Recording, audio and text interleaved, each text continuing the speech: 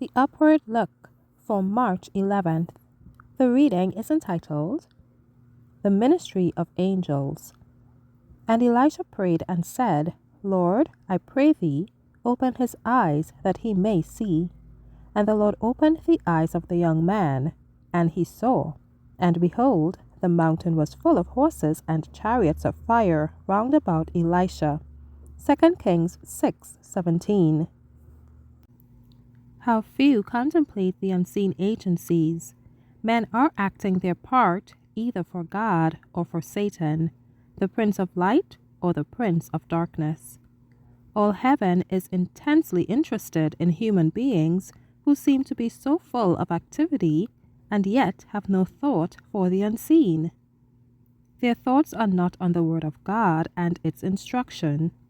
If they would appropriate the Word of God, they would be astonished that there are agencies, good and evil, observing every word and deed. They are in every assembly for business transactions, in councils, and in meetings for the worship of God. There are more listeners in these public assemblies than can be seen with the natural sight, and every man has his work to do. Those unseen agencies are co-laborers with God or with Satan, and they work more mightily and more constantly than men do. Sometimes the heavenly intelligencies draw aside the curtain that hides the unseen world, that we may have our minds withdrawn from the hurry and rush, and consider that they are witnesses to all we do and say when we are engaged in business or when we think ourselves alone. The Lord would have our perceptions keen to understand that these mighty ones who visit our world have borne an active part in all the work which we have called our own. These heavenly beings are ministering angels, and they frequently disguise themselves in the form of human beings.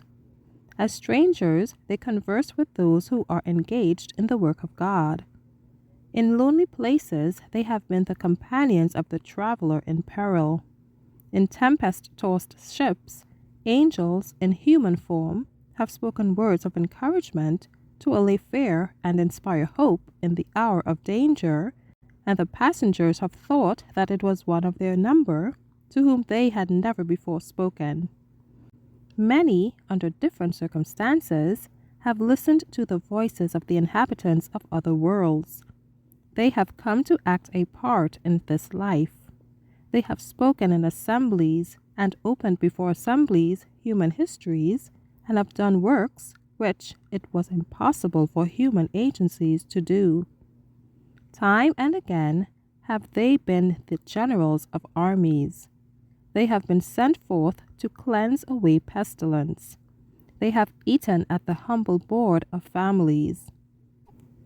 Often they have appeared as weary travelers in need of shelter for the night.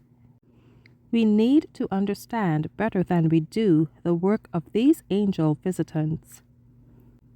Prepare to meet thy God in peace.